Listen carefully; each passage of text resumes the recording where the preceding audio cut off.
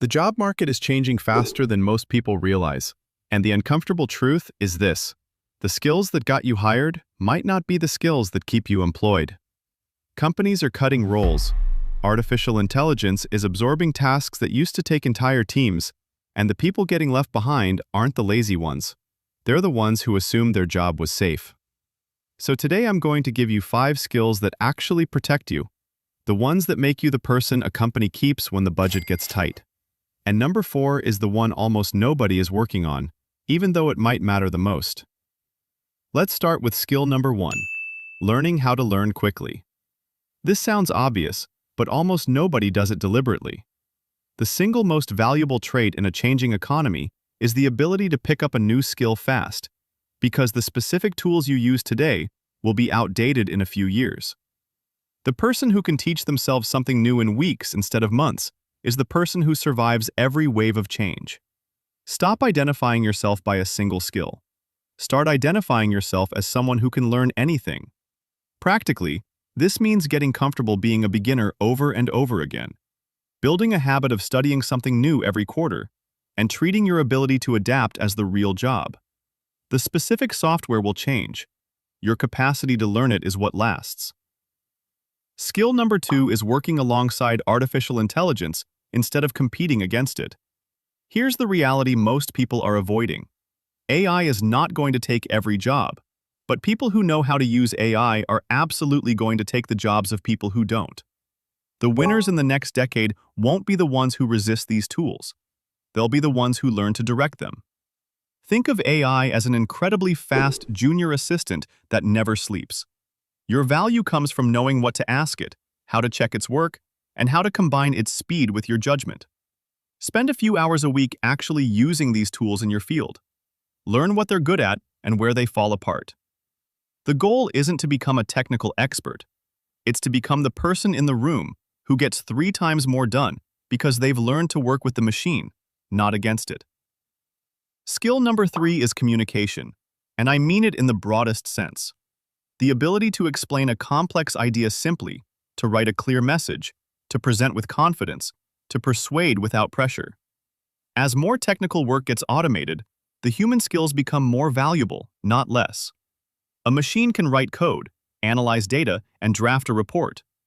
What it can't do is walk into a room, read the mood, understand what people actually need, and bring a group toward a decision. The person who can take something complicated and make it feel simple will always have a place, because clarity is rare and valuable in every single industry. Work on this deliberately. Practice explaining your work to someone outside your field. If they understand it, you've built a skill most of your competition ignores. Now, skill number 4, the one almost nobody works on: emotional resilience and adaptability under stress. In a stable economy, being technically good is enough. In an unstable one, your ability to stay calm, keep performing, and adapt when everything around you is uncertain becomes a genuine competitive advantage. Companies restructure, projects get canceled, priorities flip overnight. The person who falls apart under that pressure gets passed over. The person who stays steady, keeps a clear head, and adapts without drama becomes the one leadership trusts with what's next. This isn't about pretending stress doesn't exist. It's about building the habits that keep you functioning when it does.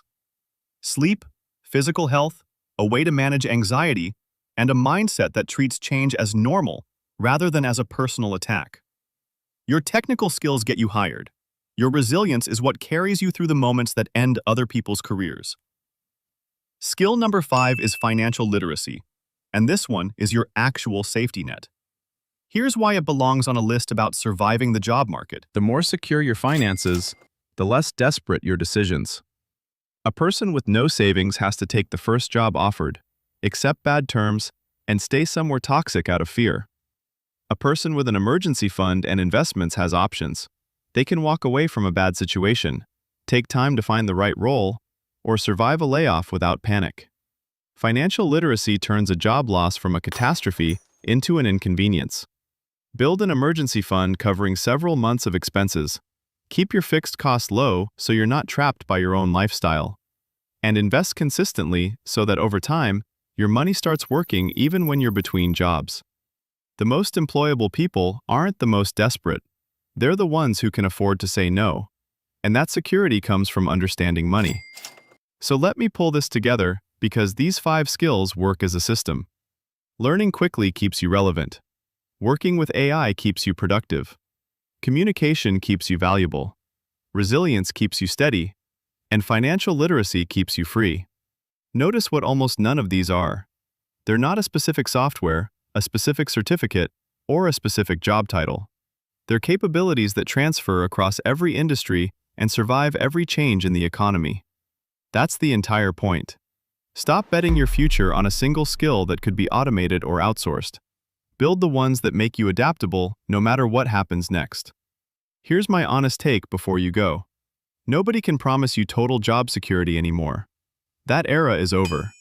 But you can build yourself into the kind of person who always has options.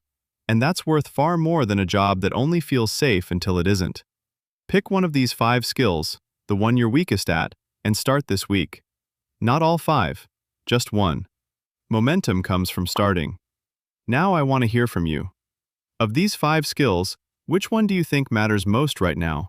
And which one are you actually going to work on? Tell me in the comments. I read every one, and I'll pin the answer that makes me think.